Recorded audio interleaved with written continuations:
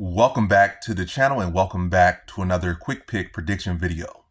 In this video, I'll be predicting the bantamweight bout between Dan Argueta versus Cody Haddon. Yeah, so Dan Argueta versus Cody Haddon. How do I feel about this one right here? Is I'm going low confidence Cody Haddon to beat Dan Argueta. Yeah, low confidence that guy Cody Haddon to beat Dan Argueta. And to be honest, I don't know why I'm butchering his name.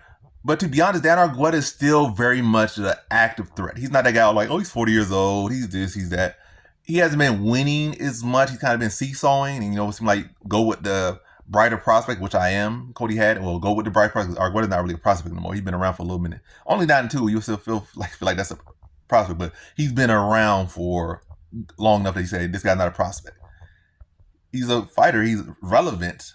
He's definitely much of a threat, but he's not that. He's not that fresh face, is all I'm gonna say. But yeah, Argueta's still very much a threat. He's still, at a good age. In his last fight, he was winning. It just that his opponent was able to find that submission.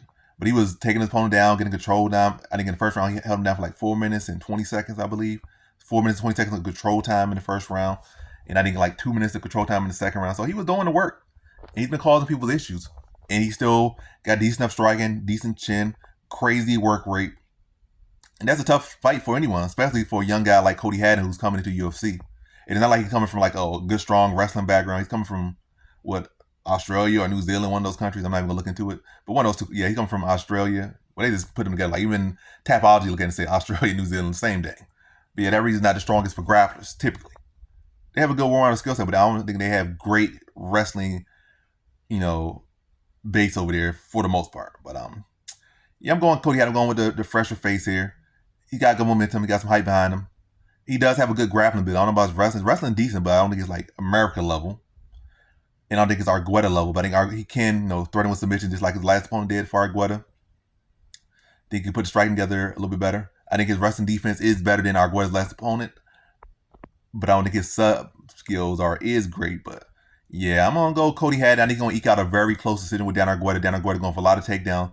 But Cody Haddon probably invest into the body, mixing the shots well. Probably going to hurt him a couple times on the feet. And Argueta going to start panic wrestling and, going harder for the takedowns. But I think Cody Haddon's a better scrambler than Argueta's last opponent. More so like positional scramble. I think his last one was a better, submission scramble. Like be able to scramble and find the sub.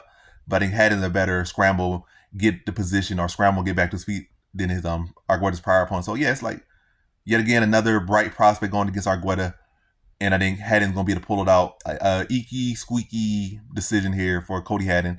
Argueta definitely piled up some control time, but Haddon, making a fight for everything and definitely being able to hurt him on feet at times, and the damage being received more by the judges.